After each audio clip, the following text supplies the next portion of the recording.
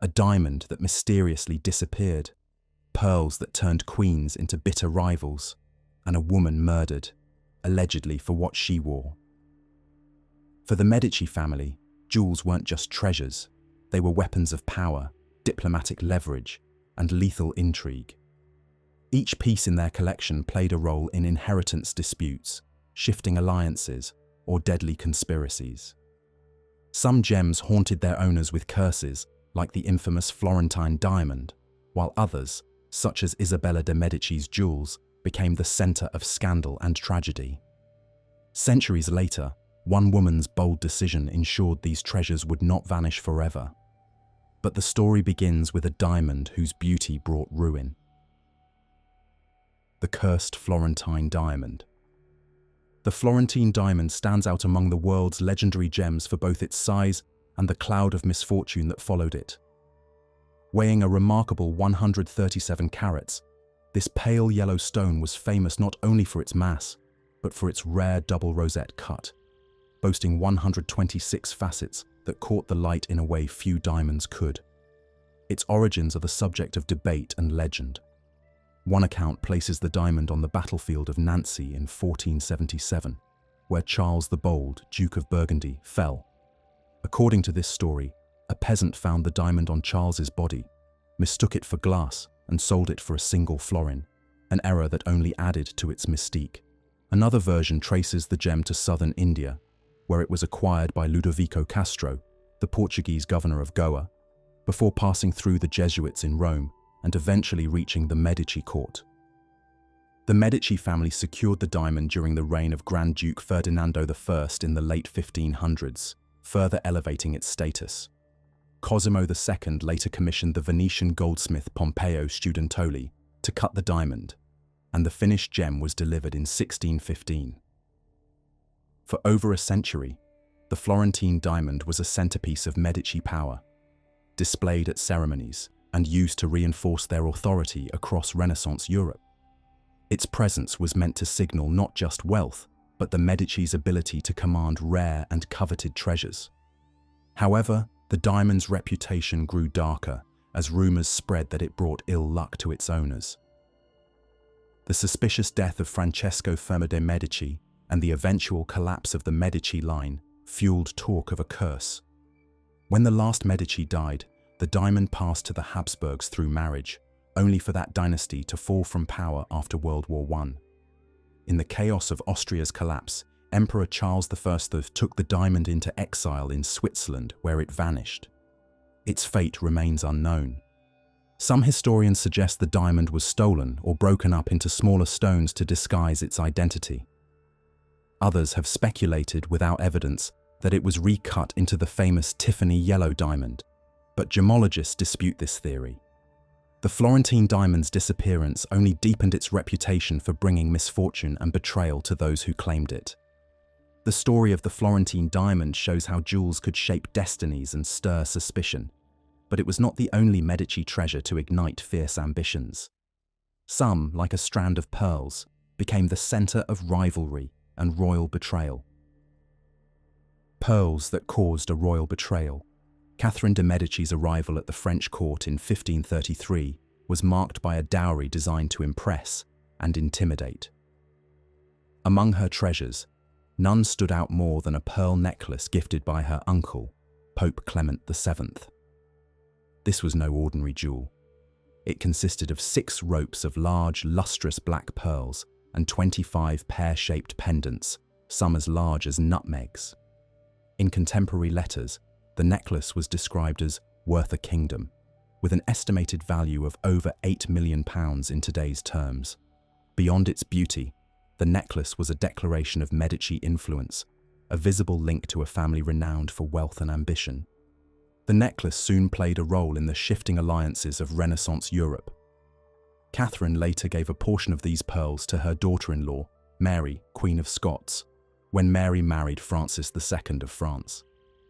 At court, Mary wore the pearls in her hair, around her neck, and sewn into her gowns, making them a constant reminder of the Franco-Scottish alliance. The pearls were not just family heirlooms, they were political currency, reinforcing ties between powerful dynasties and signaling mutual interest to rival courts. Mary's fortunes changed dramatically. After being forced to flee Scotland in 1568, she entrusted her most valuable jewels, including Catherine's pearls, to her half-brother, the Earl of Moray, for safekeeping. Instead of honouring this trust, Moray shamelessly sold the pearls to Elizabeth I of England, Mary's rival, and ultimately her mortal enemy. This act of betrayal transformed the pearls from symbols of alliance to tokens of ruthless ambition. Elizabeth, known for her love of pearls, wore them publicly, linking herself to the Medici legacy and to Mary's tragic fall. The journey of these pearls did not end with Elizabeth. Over centuries, disputes over their ownership led to lengthy legal battles, most notably the Hanover lawsuit. Queen Victoria later divided many of the remaining pearls among her 5 daughters, while 4 of the original pear-shaped gems from Catherine's necklace were set in the imperial state crown, where they remain in the Tower of London. Even generations later, their fate stirred international controversy, underscoring how jewels could outlast their owners and shape royal destinies. The legacy of Catherine's pearls reveals how family ties, political ambition, and personal betrayal could become inseparable. For the Medici, the line between gift and weapon was always thin, and sometimes the cost of beauty was paid in blood. The murder of Isabella De Medici. Isabella de Medici's life was shaped from the start by the demands and ambitions of her famous family. The daughter of Cosimo Ferran de' Medici and Eleonora di Toledo, Isabella was raised amid the intellectual and artistic ferment of Renaissance Florence. She stood out for her intelligence and independence, quickly becoming a favorite of her father. On September 3, 1558, Isabella married Paolo Giordano Orsini, Duke of Bracciano, in a union meant to strengthen the Medici alliance with the powerful Orsini family of Rome. The match appeared stable in public, but beneath the surface, tensions simmered. The marriage was troubled almost from the beginning. Isabella's 50,000 scudi dowry, a substantial sum locked away in Florence by Cosimo I, remained out of Paolo's reach as long as Isabella lived. This financial barrier became a source of ongoing conflict. Paolo, known for his ambition, grew frustrated by his lack of direct access to these funds. Isabella's collection of elaborate diamond and ruby parures added to her personal wealth and political influence, making her position even more precarious within the family. Her strong-willed nature and lively presence often clashed with Paolo's temperament, deepening the rift between them. After Cosimo's death in 1574, the Medici family's internal dynamics shifted. Francesco de' Medici, Isabella's brother, assumed the role of Grand Duke of Tuscany. His own household was marked by tension. His marriage to Joanna of Austria was strained, and his mistress, Bianca Capello, gained influence in Florentine society. These changes left Isabella increasingly isolated. Meanwhile, rumours swirled about Isabella's relationship with Troilo Orsini, Paolo's cousin. Whether these rumours were grounded in fact or not, they gave Paolo a pretext to see Isabella as a threat to his standing and ambitions. In July 1576, Isabella died under circumstances that immediately aroused suspicion. The official account claimed she died while washing her hair at the Medici villa in Cerreto Guidi, but this explanation rang false to many. Servants reported that Paolo strangled her in the villa, and consular reports noted that her cousin, Leonora di Garzia di Toledo, had died in a similar manner at the same villa just days earlier. The timing and method of these deaths fueled speculation of a coordinated plot. With Isabella gone, Paolo gained control over her dowry and her valuable jewellery, assets he had long coveted. The story of Isabella de' Medici is a stark example of how, within the Medici family, the pursuit of wealth and influence could turn even the closest relationships into sources of danger. In this world, the meaning of jewels extended far beyond personal adornment.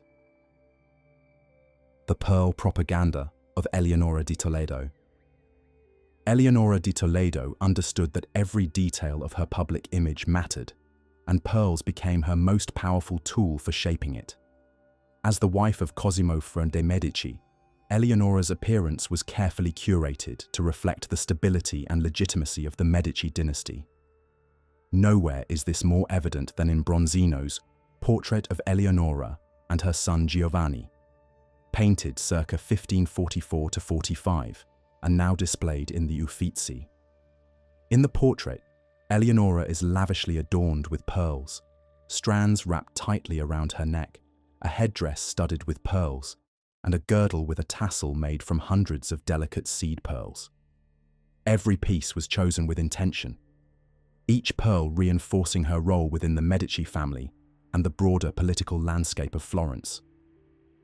In Renaissance Florence, pearls held meanings that went far beyond simple luxury. For women of Eleonora's status, they were symbols of both marital chastity and the expectation of legitimate offspring. The presence of her son Giovanni in the portrait heightened this message, presenting Eleonora as both a faithful wife and a successful mother. The seed pearls in the tassel of her girdle carried a specific symbolism. These tiny pearls were recognized as metaphors for ongoing fertility and the promise of future heirs. Their inclusion made a subtle but unmistakable statement about Eleonora's ability to fulfill the most critical duty of a duchess, ensuring the continuation of the Medici line. Unlike other rulers who used pearls to convey a singular message, Eleonora's approach was layered. Her pearls did not solely represent purity, they also highlighted her prolific childbearing, a quality essential for the political and dynastic ambitions of the Medici. The way she wore her pearls underscored her dual identity as both the guardian of virtue and the guarantor of the dynasty's future. This careful balance was crucial in a society where the legitimacy and stability of the ruling family depended on visible signs of both moral integrity and reproductive success. Bronzino's portrait does more than capture Eleonora's likeness. It broadcasts a message of Medici strength and continuity to all who see it. The calculated display of pearls transformed her image into a form of propaganda, assuring Florence and the wider world of the dynasty's enduring power. The Medici's use of jewels as instruments of influence did not end with these carefully crafted images. In fact, their patronage would soon draw in figures whose artistry and notoriety would test the boundaries between brilliance and danger. The criminal artistry of Benvenuto Cholini. Benvenuto Cholini was both a master goldsmith and an infamous criminal, his reputation in Florence shaped as much by violence as by artistry. The Medici family, ever attuned to the value of genius, recognized his extraordinary talent and chose to overlook his notorious record. Cholini's own autobiography does little to soften his image. He describes with startling candor how he killed a rival goldsmith and participated in deadly street brawls. His life was punctuated by scandal and repeated accusations of sodomy, yet his ability to create objects of breathtaking beauty made him indispensable to his patrons. Cholini's relationship with the Medici was defined by this uneasy balance. They tolerated his transgressions because he produced masterpieces that enhanced their prestige and power. For them, the risk of scandal was a small price to pay for the privilege of owning works that would dazzle Europe's courts and secure their legacy. Cholini's artistry was a form of currency, and the Medici were willing to pay whatever it took. Perhaps the most celebrated example of Cholini's skill is the salt cellar, crafted between 1540 and 1543 for King Francis I of France. This gold and enamel sculpture features Neptune and Earth, their nude forms entwined in a composition that is both mythological and explicitly erotic. The salt cellar's intricate design and technical brilliance made it a marvel of Renaissance craftsmanship, and its provocative imagery reflected the era's fascination with both the human body and the power of myth. Its status as a luxury object was matched by the intrigue that surrounded it. That intrigue only deepened in the modern era. In 2003, the salt cellar was stolen from Vienna's Kunsthistorisches Museum in a theft that was as audacious as it was simple. The thief climbed scaffolding, broke a window, and vanished with the priceless artifact. For 3 years, the salt cellar remained hidden, its whereabouts unknown. It was finally recovered in 2006, buried on private property in Austria. The story of its disappearance and recovery added new layers to its history, reinforcing its reputation as a symbol of both artistic brilliance and criminal allure. The Medici's willingness to embrace such contradictions, overlooking crime in pursuit of beauty, shaped the destiny of their collection. But even the most dazzling treasures could not guarantee the dynasty's survival. As the Medici era drew to a close, the fate of their jewels would depend on one final decisive act. The woman who saved it all. Anna Maria Louisa de Medici faced a moment that would determine the fate of her family's legacy. As the last direct descendant of the Medici line, she stood alone after the death of her brother, Gian Gastone, in 1737. The Medici dynasty, which had shaped Florence for centuries, was ending, and with it came the real threat that their art, jewels, and treasures would be scattered across Europe. The new rulers, the Habsburg Lorraines, were already taking action. They began auctioning Medici furniture from the Palazzo Vecchio and melting down silver objects from the Pitti Palace for coin. The pressure to surrender the Medici jewels was intense and at times menacing. Anna Maria Louisa faced threats and intimidation as the Habsburg Lorraines sought to sell the internationally renowned collection for their own profit. In response, Anna Maria Louisa made a deliberate and historic choice. On October 31st, 1737, she signed the Patto di Famiglia, the family pact, with the Duke of Lorraine. This legally binding document stated that all Medici treasures, including their jewels, paintings, sculptures, and manuscripts, must remain in Florence and the Grand Duchy forever. The pact forbade their sale, removal, or gifting outside the city.